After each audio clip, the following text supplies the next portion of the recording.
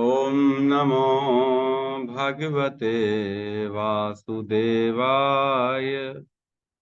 ओम नमो भगवते वासुदेवाय। ओम नमो भगवते वासुदेवाय।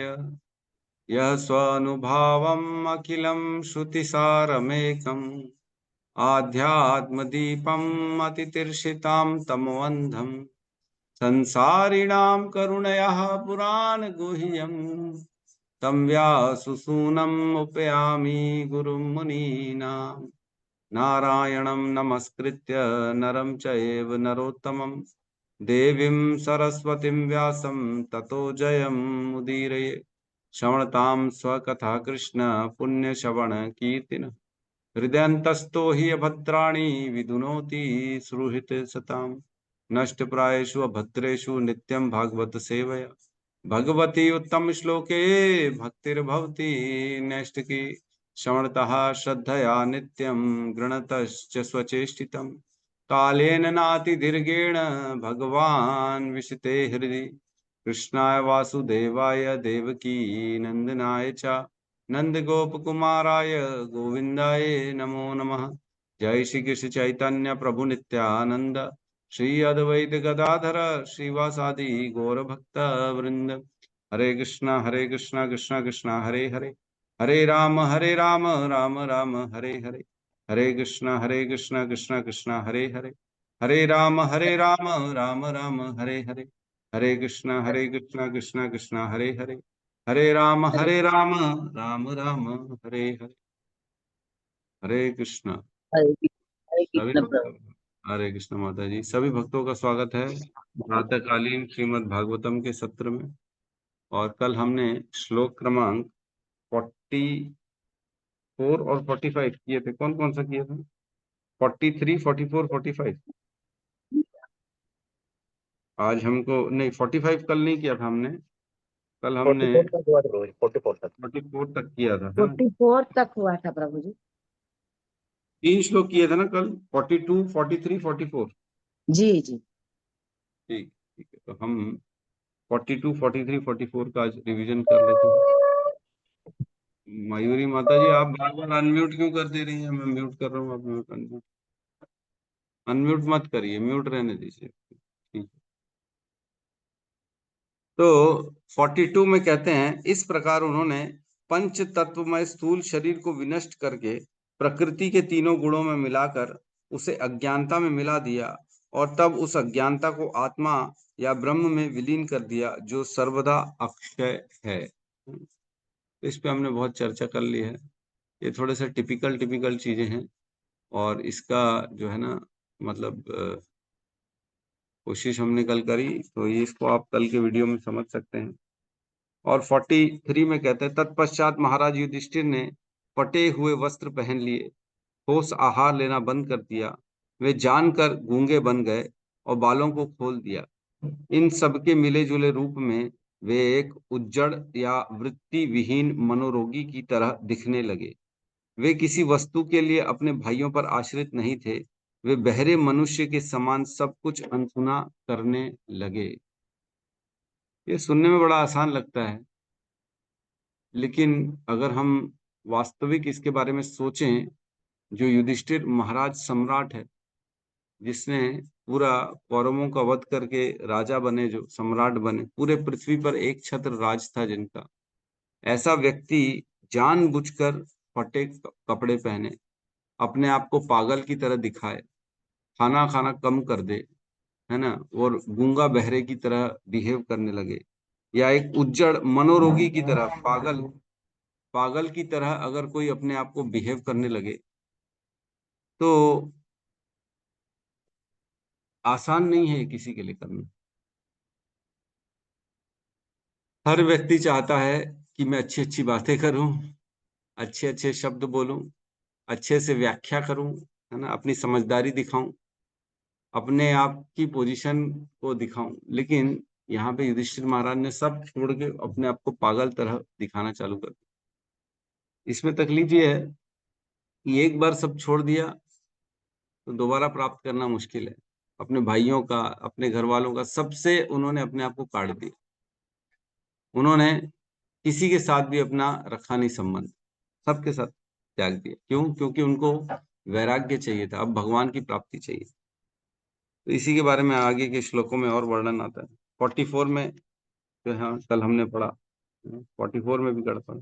तब उन्होंने उत्तर दिशा की ओर अपने पूर्वजों तथा महापुरुषों द्वारा स्वीकृत पथ पर चलते हुए प्रस्थान किया, जिससे वे परमेश्वर के विचार में पूर्ण रूप से लग सके। वे जहां कहीं भी गए इसी प्रकार रहे, पागल की तरह ही रहे। ऐसा नहीं है कि घर छोड़ते समय पागल की तरह अपना बिहेव किया और जहां पहुंच गए फिर वहां पे दोबारा मैं तो राजा युधिष्ठिर हूँ। नहीं नहीं, अब वहां पे भी पागल की तरह ही वो रहे। जहां गए फटे कपड़े ही पहने, जहां गए वहां बाल खोलकर ही घूमे, जहां गए वो गूंगे बहरे की तरह रहे।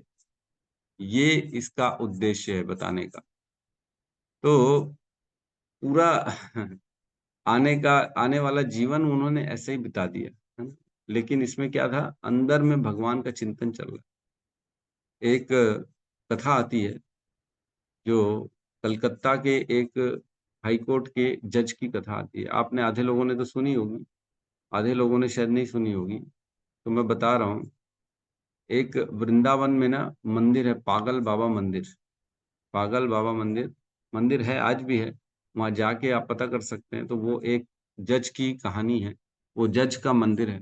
तो जज जो थे वो हाई कोर्ट में कलकत्ता में थे, और उनके सामने एक ऐसा केस आया जिसमें एक किसान ने एक साहूकार से पैसे लिए थे ब्याज पे, और अपनी जमीन गिरवी रखी थी। और बेचारा जो किसान था वो कृष्ण का भक्त था, और उसको कुछ बाकी लिखा पढ़ी आता नहीं था, लिखना पढ़ना नहीं जानता था। ब्याज पे पैसे लिए और धीरे धीरे उसने ब्याज पे पैसे पूरे चुका दिए। जाता था, जो किस्त देता था अंगूठा लगाता था, आ जाता। जाता था, किस्त देता था, अंगूठा लगाता था, आ जाता था। तो इस प्रकार उसने धीरे धीरे करके पूरे पैसे छुड़वा दिए, अपने पैसे दे दिए। लेकिन जो है साहूकार के मन में बेईमानी आ गई, और साहूकार ने क्या किया, उसको जो उसने अनपढ़ तो था, तो उनको अनपढ़ किसान को क्या किया उसने, उसने बोला नहीं नहीं तेरे पैसे बाकी हैं, तूने तो अभी कुछ भी दिया नहीं है।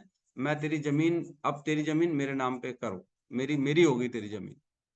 तो बोले मैं तो कुछ जानू ना, है ना, गोपाल जाने, मैं तो कुछ जानू ना। बोले मैंने तो दे दिया, सब गोपाल को मालूम है। गोपाल कौन थे? वहीं पे उस गांव में मंदिर थे, गोपाल जी का मंदिर था। उसी मंदिर में वो आना जाना करता था किसान, है ना। उसको मालूम था कि भगवान तो हर कहीं है ना, भगवान हर चीज के साक्षी है ना। भगवत गीता में भगवान कहते हैं गतिर भर्ता प्रभु साक्षी, निवासः शरणम सुहृत, प्रभव प्रलय स्थानम निधानम बीजम अव्ययम, है ना। तो गतिर भरता प्रभु साक्षी, भगवान हर चीज के क्या है, साक्षी है, विटनेस है। जो कार्य हो रहा है चाहे नहीं हो रहा, जो अकेले में कर रहे हैं, छुप के कर रहे हैं, अंधेरे में कर रहे हैं, उसके भी साक्षी कौन है, कृष्ण। तो किसान बोलता है मैं तो कुछ जानू ना, गोपाल जाने। तो गोपाल जाने, गोपाल जाने, तो कोर्ट में केस पहुंच गया। धीरे धीरे वकीलों तक बात आई, हाई कोर्ट में पहुंचा। तो बोला, किसान से पूछा कि तुमने पैसे दे दिए? बोले हाँ मैंने पूरे पैसे दे दिए, गोपाल जानते। बोले ठीक है, वकील जज ने बोला गोपाल को बुलाओ। तो अब उनको क्या मालूम गोपाल कौन है, तो नोटिस इशू हो गया मंदिर के नाम से, मंदिर नहीं गोपाल के नाम से, गोपाल हाजिर हो। तो जब नोटिस देने गया व्यक्ति, तो देखता है गोपाल नाम का कौन है, कौन है। किसान वो उस गांव में ढूंढता है गोपाल कौन है, गोपाल कौन है, गोपाल कौन है। बोले गोपाल नाम का तो कोई व्यक्ति नहीं, लेकिन एक गोपाल मंदिर है, हो सकता है वहां पुजारी का नाम गोपाल हो। तो बोले ठीक है जाता हूँ। तो वहां मंदिर में गया और वो नोटिस दे के आ गया, गोपाल जी हाजिर हो, इस केस में इस दिन फलाना दिन आपकी जो है ना सुनवाई है। तो पंडित ने ले लिया, बोले गोपाल तो मैं नहीं हूँ। पता नहीं भगवान के नाम से कैसे नोटिस आ गया, उसने भगवान के चरणों में वो नोटिस रख दिया, हाई कोर्ट। और जब पेशी हुई, जिस दिन हाई कोर्ट में सबको आना था, उस दिन देखते हैं तो जब सुनवाई के दौरान एक बालक जो है, काला थोड़ा सा गेहुआ रंग का श्याम वर्ण का बालक घुंघरालू बाल लेके वहां पे पहुंचता है। और सुनवाई के टाइम जब गोपाल गोपाल करके हाजिर हो बुलाते तब आता है। और उसने सारे पेपर्स जो अंगूठे वाले लगे वाले थे वो सारे पेपर्स लाके कोर्ट में जमा कर दिए, और जबकि उस साहूकार ने वो सारे पेपर्स को जला दिए थे। तो जले हुए पेपर्स को वापस वो बालक लेके सब कोर्ट में पेशी लाके दिखा देता है कि देखो इसमें साहूकार का भी साइन है और किसान का भी अंगूठा है, पूरी किस्तें वापस हो चुकी हैं। तो वहां पे साहूकार जो है पागल हो जाता है, बोले ये तो मैंने जला दिए थे। कोर्ट में बोलता है ये पेपर्स मैंने सारे जला दिए थे, ये कहाँ से लेके आ गया? तो जज हैरान हो जाता है, बोले जले हुए पेपर्स ये कैसे ले आया? और उसको बोले तुम कौन हो, कहाँ से आए हो? तो चुपचाप चला गया। जज उठा अपनी कुर्सी से, उसके पीछे पीछे दौड़ा। देखते ही देखते जज की आंखों से जो है वो गायब हो गए व्यक्ति, जो बालक थे गोपाल, वो गायब हो गए। तो जज जो था वो बड़ा आश्चर्यचकित हो गया, ये कौन है? वो समझ गया। वो किसान से पूछा कौन है ये गोपाल, कौन है गोपाल? अरे बोले कौन है, अभी भी तुमको समझ में नहीं आ रहा है? ये तो स्वयं भगवान है। ये जो पेपर्स लेके आ गए, देखो साहूकार भी बोल रहा है मैंने जला दिए थे, वो पेपर्स लेके आ गए, तो कौन हो सकते? भगवान हो सकते। तो बोले कहाँ मिलेंगे? बोले कहाँ मिलेंगे तुमको, ये तो वृंदावन में रहते हैं, वहीं मिलेंगे, और कहाँ मिलेंगे? तो वो जज जो था उसने अपने काम धंधा छोड़ के वृंदावन आ, वो भगवान को ढूंढने लगा चारों तरफ। इतना ज्यादा वैरागी हो गया, उसको खाने का सुध बुध नहीं, उसको पहनने का ओढ़ने का सुध बुध नहीं। रोडों में सोने लगा, है ना, गंदगी में रहने लगा। जो आए भिक्षाटन करे और वो खाए, जो जो भीख में कोई दे दे तो खाए, बाकी दिन भर गोपाल गोपाल गोपाल करके ढूंढने लगा, गोपाल दर्शन दो, गोपाल दर्शन दो। तो धीरे धीरे उसको कहते हैं कि भगवान के अंदर अंदर ही अंदर उसको ज्ञान आने लग गया, और इतना ज्यादा ज्ञान आ गया कि वो समझ गया कि भगवान जो है वो हर कहीं है। वो जानवरों को भी प्रणाम करने लगा, वृंदावन के सुअर को प्रणाम करे, कुत्ते को प्रणाम करे, ये गोपाल है, इसके अंदर भी गोपाल है, इसके अंदर भी गोपाल है, सबको प्रणाम करने लगा। तो उसका नाम रख दिया वृंदावन के लोगों ने पागल बाबा। पागल बाबा, उसको पागल पागल कहते थे, क्यों? क्योंकि पागल था वो, और जबकि जज था।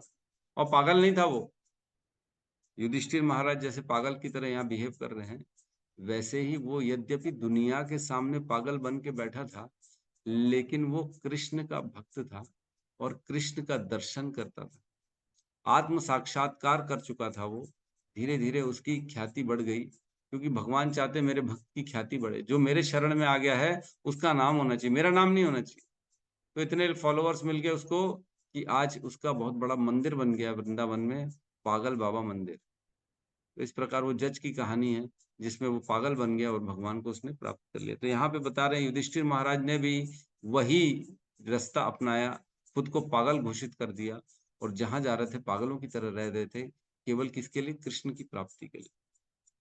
तो मैंने ये कथा इसलिए बताई क्योंकि पता पड़े कि उद्देश्य क्या है ऐसा करने का, है ना? क्योंकि हम अपने आप को दिमाग वाला प्रदर्शित करके लोगों के सामने और भगवान की इतनी अनन्य भक्ति नहीं कर सकते, क्योंकि लोग बोले अरे पागल है क्या? अब वो कोई, आप जाओ वृंदावन में, वो कहते पागल बाबा मंदिर, उसको सुअर दिखते थे ना, तो वहीं मट्टी में कीचड़ में वहीं उसको प्रणाम कर देते, दंडवत प्रणाम कर देते सुअर को भी। कीचड़ में कोई दंडवत प्रणाम पड़ेगा करेगा सुअर को, तो क्या लोग देखेंगे? अब वो क्या देख रहे हैं हर जीव के अंदर, ये तो हमको नहीं मालूम। क्योंकि कहते हैं वृंदावन में जो जीव है, जो पशु है, जो कुत्ता बिल्ली सूअर है, जो बंदर है, ये सारे के सारे महान भगवान के भक्त थे पिछले जन्म में, जो इस जन्म में उनको एक त्रुटिवश या भूलवश उनको एक जानवर का वृंदावन में वास मिला। तो वृंदावन में वास मिलना मतलब अब उनका जो है ना जन्म मृत्यु के चक्र से परे है। अब जो वृंदावन में शरीर छोड़ता है उसको दोबारा जन्म लेना नहीं पड़ता। तो जितने वहां पशु पक्षी हैं जो वहां पे जन्म लिया है जिन्होंने, वो सारे के सारे महाभागवत हैं। महाभागवत अंदर से तो हम नहीं देख पा रहे ना, गाय के अंदर कौन जीव है।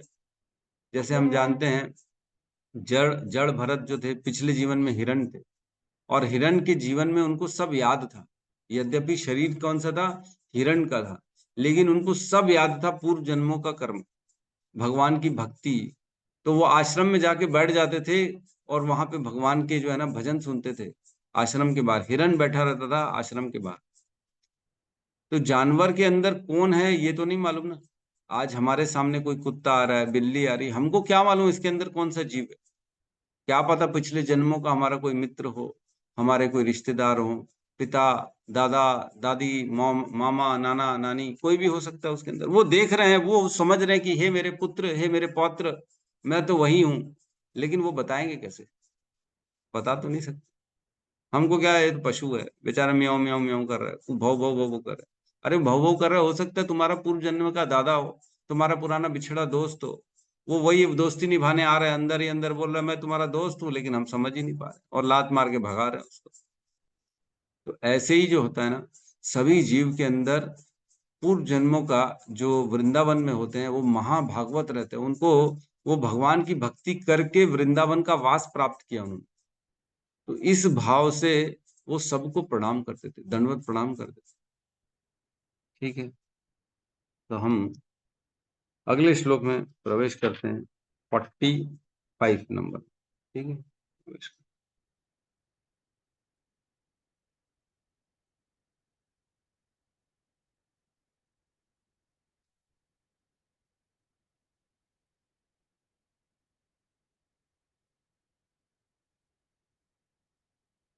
क्लियर है? जी प्रभु। श्लोक क्रमांक 45, अध्याय 15, स्कंद 1, पांडवों की सामयिक निवृत्ति।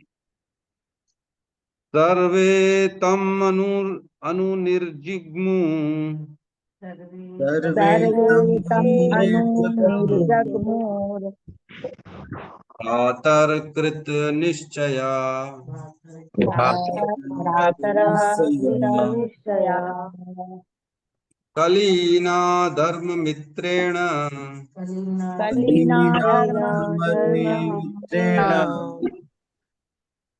दृष्ट्वा स्पृष्टा प्रजा भुवि दृष्ट्वा स्पृष्टः प्रजाभूः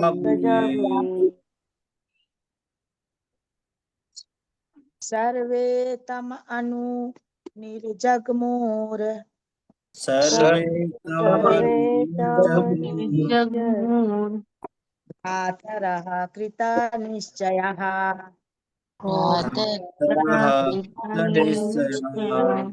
कलीना धर्ममित्रेण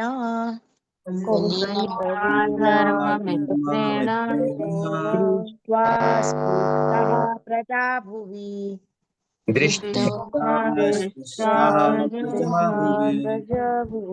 हरे कृष्ण। सर्वतम अनुनिज जगमु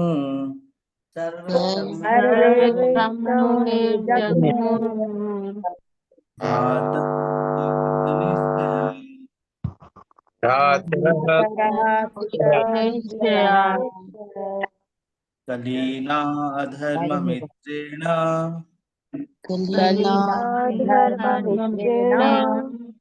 दृष्टा स्पृष्टः प्रजा भुवि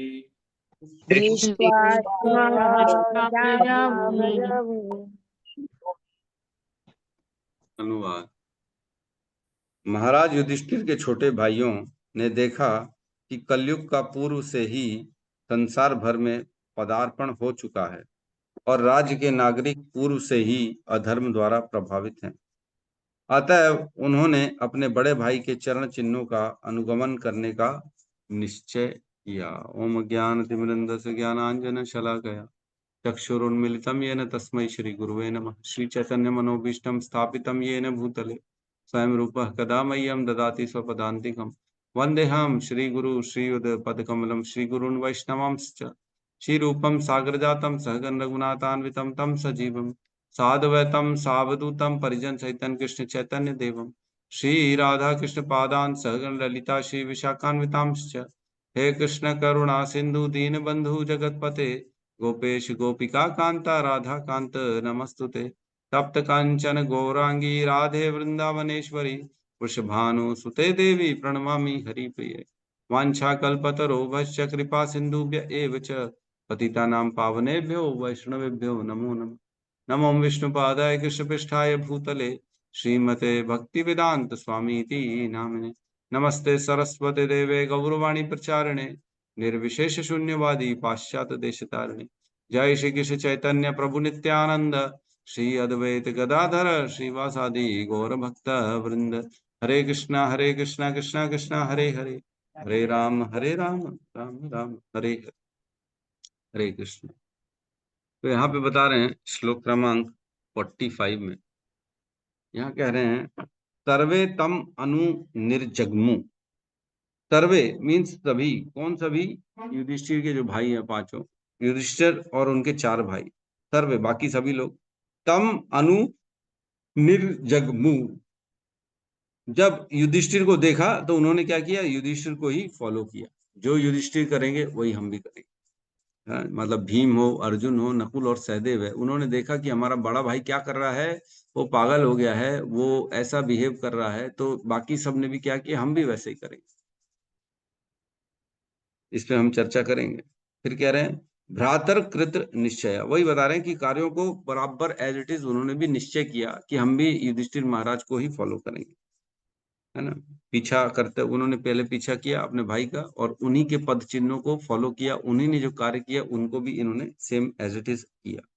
क्यों किया इन्होंने? तो कह रहे हैं कलिना अधर्म मित्रेण, क्योंकि कली जो है वो, कली के कारण अधर्म चारों ओर फैला हुआ है। जो कलयुग है उसका मित्र है अधर्म। कैसे लिखा देख रहे हो? कलयुग का मित्र अधर्म है। कलयुग के कारण चारों ओर जो है अधर्म फैला हुआ है, ये देखा उन्होंने, है ना। इसलिए जो मित्र है कलयुग का अधर्म, वो जहां तहां दिख रहा है। दृष्टवा स्पृष्टवा प्रजाभुवि, पूरी पूरी प्रजा में, पूरी पृथ्वी में उसको देखा और उससे स्पृष्टवा मीन्स उसको प्रभावित किया, मीन्स उसको एक्सपीरियंस किया। स्पृष्टवा मीन्स छूकर, जो उसको बोलते हैं ना हम, देखा। तो भाइयों ने भी इस चीज को महसूस किया कि पूरी पृथ्वी में अधर्म का बोलबाला हो गया है। जो अधर्म है वो कलयुग का मित्र है। ऐसे कलयुग के मित्र अधर्म का पूरी पृथ्वी पे बोलबाला देखा और उसको प्रभावित किया, मतलब एक्सपीरियंस किया, स्पर्श किया। किन्होंने? चारों भाइयों ने। इसलिए चारों भाइयों ने अपने बड़े भाई युधिष्ठिर के पद चिन्हों को फॉलो किया, निश्चय किया, और वो जो कर रहे हैं उसी कार्यों को इन्होंने भी किया, है ना। तो यहाँ कह रहे हैं कि भाइयों ने एज इट इज फॉलो किया। चाहते तो भाई बोलते ठीक है बॉस, अब आप जा रहे हो तो हम राजा बन जाते हैं। भीम को कौन मना करता अगर राजा बन जाता? युधिष्ठिर ने राजगद्दी छोड़ दी तो भीम बोलते अब मैं बनूंगा राजा, बन जाता। कौन मना करता? कोई नहीं मना करता।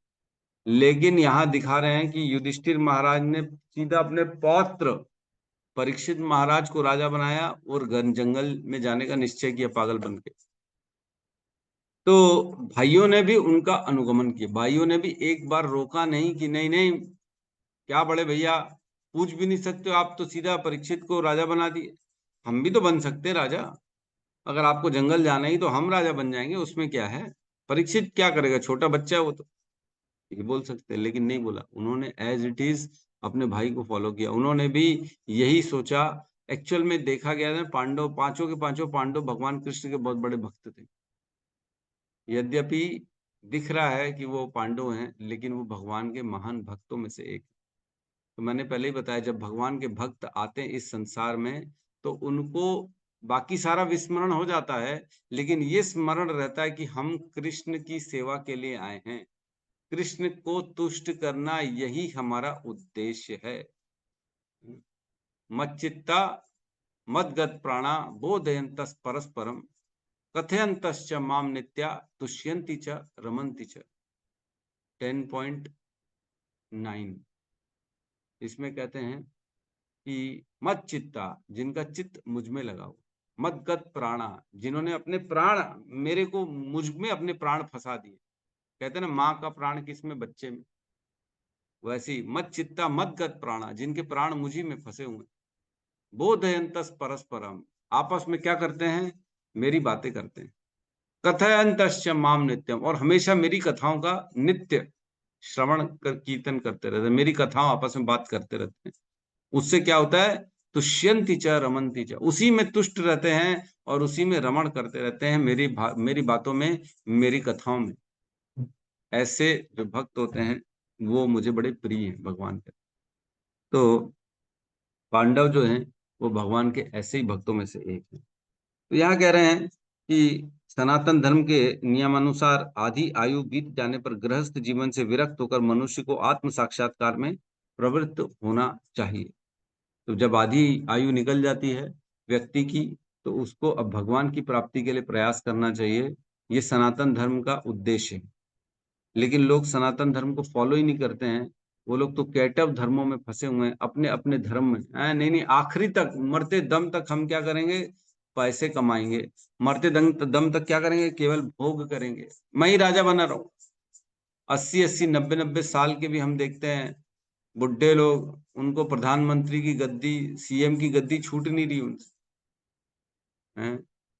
हमारे आडवाणी जी इतने बूढ़े हो गए, फिर भी उनकी जिज्ञासा थी कि मैं एक बार तो पीएम बन जाऊं। वो जिज्ञासा खत्म ही नहीं हो रही। तो लोग जो है ना, अपनी जिज्ञासाओं को छोड़ नहीं पा रहे। उम्र की कौन सी दहलीज पे खड़े हैं ये नहीं मालूम, लेकिन जो है ना, जिज्ञासाएं, इच्छाएं खत्म ही नहीं। लेकिन सनातन धर्म ये सिखाता है कि एक काल बीत जाने के बाद जब भोग हो गए, धर्म अर्थ काम मोक्ष, धर्म के अनुसार अर्थ कमाइए।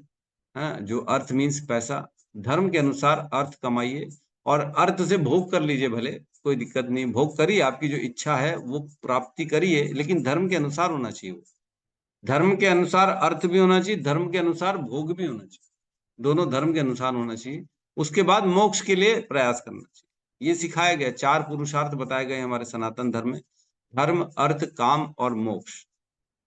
पहले धर्म करो, धर्म सीखो, धर्म के अनुसार फिर अर्थ कमाओ, फिर अर्थ मतलब पैसा कमा के उसी से अपनी इच्छा पूर्ति करो, वो भी धर्म के अनुसार होनी चाहिए। और उसी के बाद मोक्ष की प्राप्ति करो, वो भी धर्म अनुसार होना चाहिए। तो ये सिखाया गया हमारे वेदों में, लेकिन आजकल कोई सिखाता नहीं है। आजकल के बच्चों को तो केवल अर्थ सिखाया जाता है, धर्म भी नहीं और अर्थ मोक्ष भी नहीं, केवल अर्थ और काम, पैसा और इंद्रिय तृप्ति, ये 2 चीज सिखाए। 2 चीजें छूट गई, अब बाहर हो गई। तो इसलिए तो संसार भटक रहा है, लोग इसलिए पागल हो रहे हैं। क्यों? क्योंकि धर्म को छोड़ दिया उन्होंने, है ना। क्या कहते हैं, धर्म जो है ना, धर्महीन पशु भी समान है। धर्म के बिना व्यक्ति पशु के समान है। आहार निद्रा भय मैथुनम च एतद भी पशु भी नराणाम। ये तो सामान्य, मतलब सामान्य में तद पशु भी नराणाम, ये सामान्य रूप से पशुओं में भी पाया जाता है। आहार निद्रा भय मैथुन, और धर्मान ही तेषाम अधिको विशेष है। एक धर्म ही विशेष है जो व्यक्ति में, मनुष्यों में पाया जाता है। धर्महीन पशु भी समान, और जिसके अंदर धर्म नहीं है उसमें और पशु में कोई अंतर नहीं। वह मनुष्य पशु तुल्य है जो धर्म के बिना जीव। तो हमारा सनातन धर्म हमको ये सिखाता है कि हम कैसे धर्म के साथ साथ अपने जीवन को चलाएं। ठीक है, अगले श्लोक में हम प्रवेश करते हैं। 46 नंबर, 46 नंबर साथ में दोहराएंगे। ते साधु कृत सर्वार्था ये साधुकृत साधुकृत सर्वार्था ज्ञात्वात्यन्तिकम् आत्मनः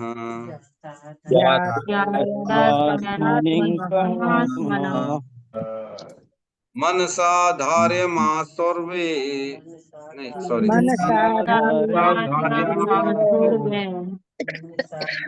मनसा धारयामासु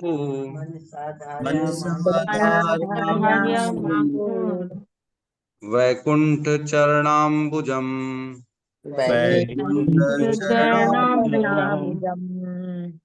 ते साधुकृत सर्वार्था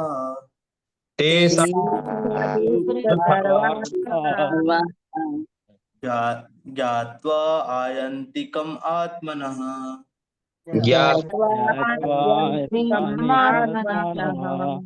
मनसा धारयामासु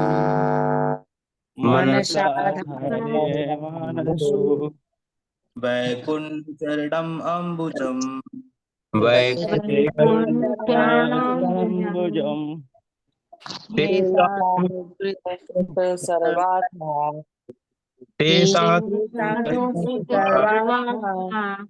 ज्ञात्वा ज्ञात्वा ज्ञात्वा आत्मनः आत्मनः मनसा धारयामासु मनसा मनसा धारयामासु वैकुण्ठचरणाम्बुजम् वैकुण्ठचरणाम्बुजम्। कृष्ण। अनुवाद। उन्होंने धर्म के सभी नियम संपन्न कर लिए थे, अतएव उनका यह निश्चय ठीक ही था कि भगवान श्री कृष्ण के चरण कमल ही सबसे परम लक्ष्य हैं। अतएव उन्होंने बिना व्यवधान के उन चरणों का ध्यान किया। यहाँ बता रहे हैं कि यद्यपि सारे चारों भाइयों ने जो धर्म के नियम है ना, धर्म के क्या नियम है? धर्म अर्थ काम मोक्ष, ये चारों पुरुषार्थ बताएगा। चतुर पुरुषार्थ हमारे धर्म में, हमारे सनातन धर्म में चतुर पुरुषार्थ ये सबको करने चाहिए। तो इनको उन्होंने सभी ने बहुत अच्छे से किया था।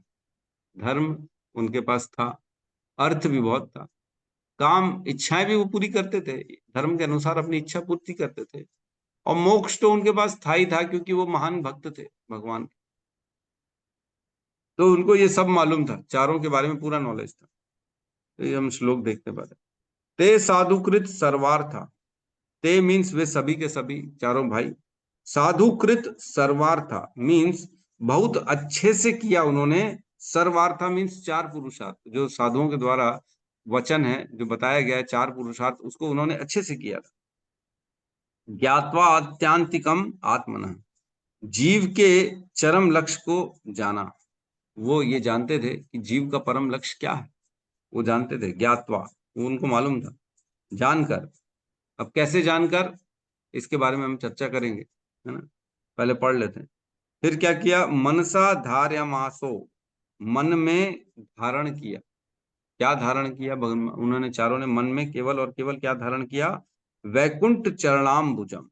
वैकुंठ मीन्स भगवान कृष्ण के चरणों का ध्यान किया उन्होंने, अपने हृदय में स्थित कर दिया भगवान के चरणों को, और उनको पता चल गया, जान गया वो कि हमने इन चारों पुरुषार्थ को अच्छे से किया है, तो इसलिए आत्मा के लिए क्या श्रेष्ठ है ये जान गए, इसलिए अब वो भगवान के चरणों का ध्यान कर रहे हैं, है ना। तो इसमें कह रहे हैं कि वे भगवान के चरणों की आश्रय ले लिया उन्होंने, चारों ने। क्यों ले लिया?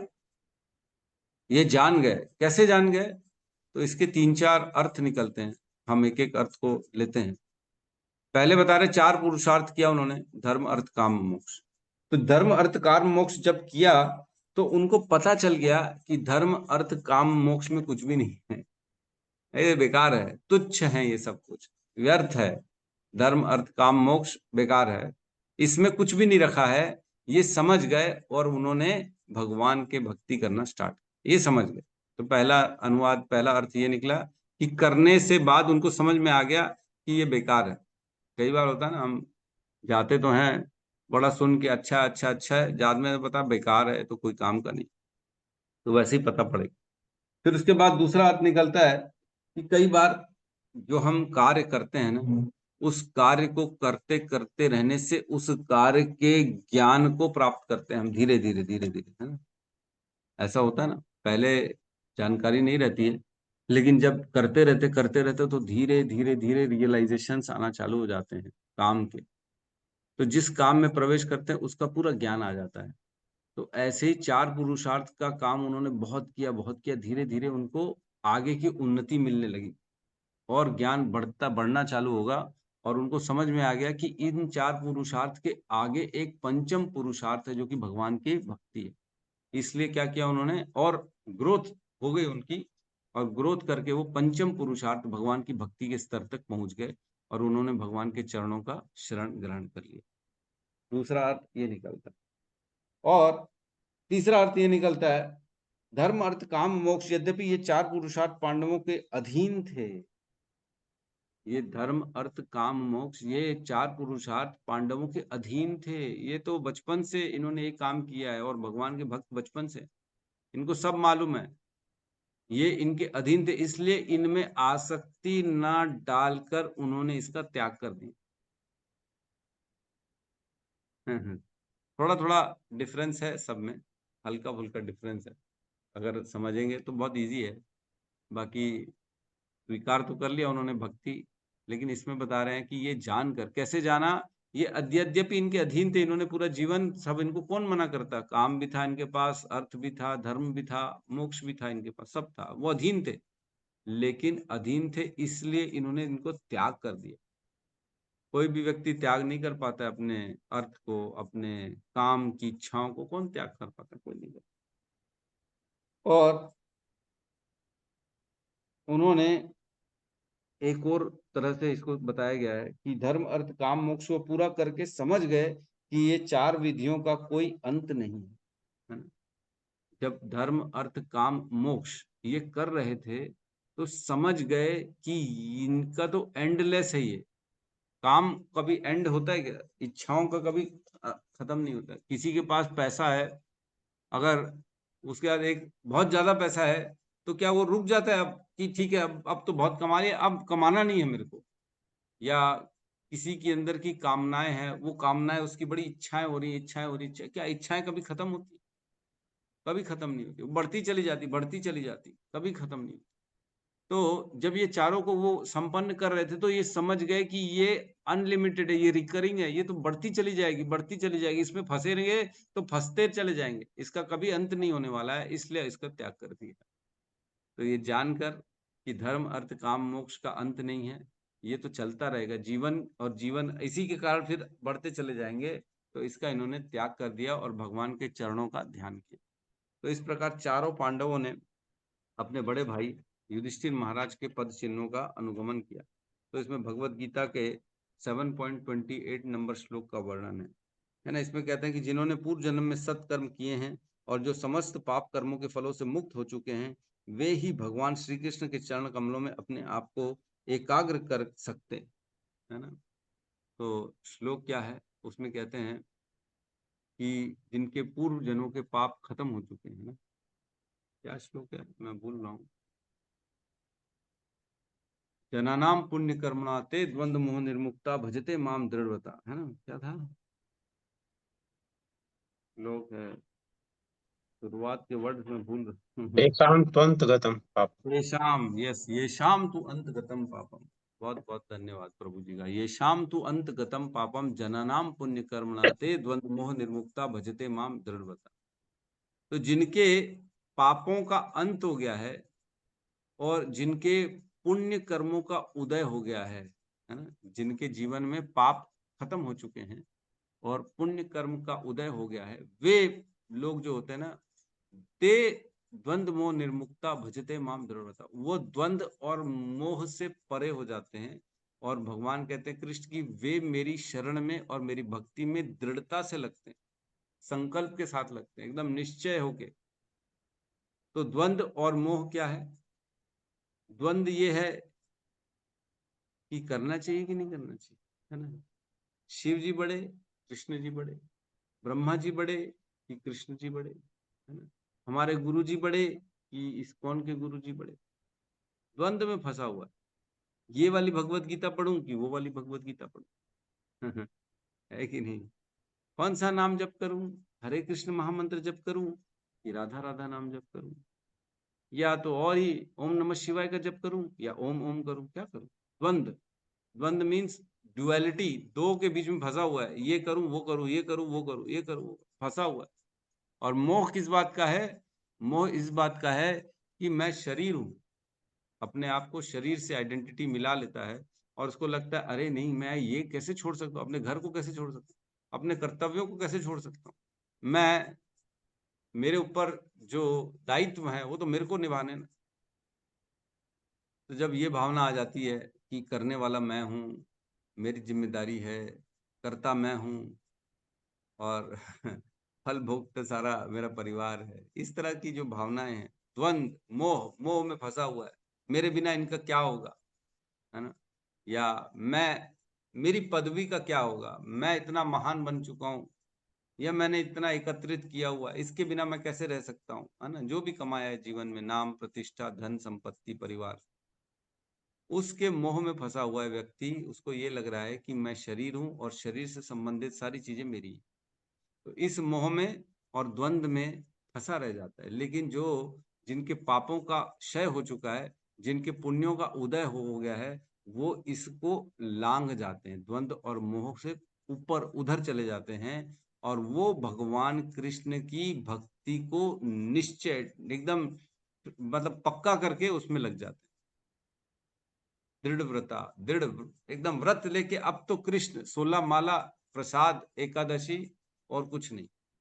ये दृढ़ता आती है जब भगवान की हम, जिसके अंदर ये दृढ़ता आ गई मतलब उसके जीवन में सारे पाप खत्म हो चुके हैं और उनके उदय हो गया पुण्य। तो ये स्टेज बहुत कम लोगों की आती है। आपने भी एक्सपीरियंस किया होगा। लोगों को बोलोगे अरे भक्ति कर ले, भक्ति कर ले, भक्ति करेंगे नहीं।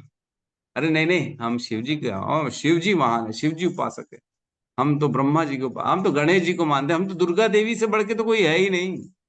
नवरात्रे आते हैं तो हम तो एकदम पागल ही हो जाते हैं, नंगे पैर होके घूमते हैं, उपवास रखते हैं, दाढ़ी वाड़ी बढ़ा लेते हैं, बाल नहीं कटाते हैं, नाखून नहीं कटाते हैं, उपवास रखते हैं, और 9वें दिन 10वें दिन सीधा हम मुर्गा मच्छी खाते हैं, निकाल के काट काट के। तो ये दृढ़ता आती है भगवान की भक्ति से, कृष्ण की भक्ति से।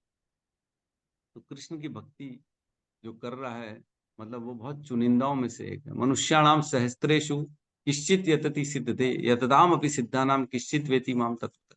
भगवान कहते हैं लाखों लाखों करोड़ों में से कोई एक है जो मुझे तत्व से समझ सकता है। प्रयास के लिए तो लाखों आएंगे, उनमें से कुछ लोगों को सिद्धियां मिलेंगी, सिद्धि मिलने के बाद भी जो मेरी भक्ति में तत्पर रहेगा, जो तत्व से मुझे जान पाएगा, वो कोई एक ही होगा। और हम कैसे जान सकते भगवान को? ग्रंथों के माध्यम। जैसे जैसे ग्रंथ आचार्यों को हम फॉलो करते हैं, धीरे धीरे हमको ये ज्ञान मिलता है, समझ में आता है कि कृष्ण कौन है, भगवान कौन है। क्या अभी आपको कोई कंफ्यूज कर सकता है कि परमेश्वर का स्वरूप नहीं होता? वो तो जहां कहा कण कण में भगवान है। क्या ये आपको कोई कंफ्यूज कर सकता है? अब मेरे ख्याल से नहीं कर सकता इतना सुनने के बाद। कोई हमारे बीच में ऐसा है जो सोचता है भगवान जो है वो एक निराकार है, वो पर ब्रह्म है, वो हर कहीं है? ये तो सत्य है, हर कहीं है, लेकिन उनका एक आकार भी है। यद्यपि वो अपने धाम में बैठे हैं और हर कहीं यहाँ पे अपने शक्ति के द्वारा व्याप्त है। जैसे राजा अपने शासन करता है, राजा अपनी जगह अपने महल में रहता है, लेकिन राजा का शासन, राजा के वचन, राजा के जो पालन करने के लिए पूरा संसार बाध्य होता है। वैसे ही हम भी भगवान के वचनों, भगवान के शक्तियों से बाध्य हैं। तो इस प्रकार यहाँ पे बता रहे हैं कि उन्होंने सब छोड़ के भगवान के चरणों में लगे। ठीक है, यहाँ पे अगले श्लोक को अब कल लेंगे। यस, किसी का अगर कोई प्रश्न है तो हम ले सकते हैं आज।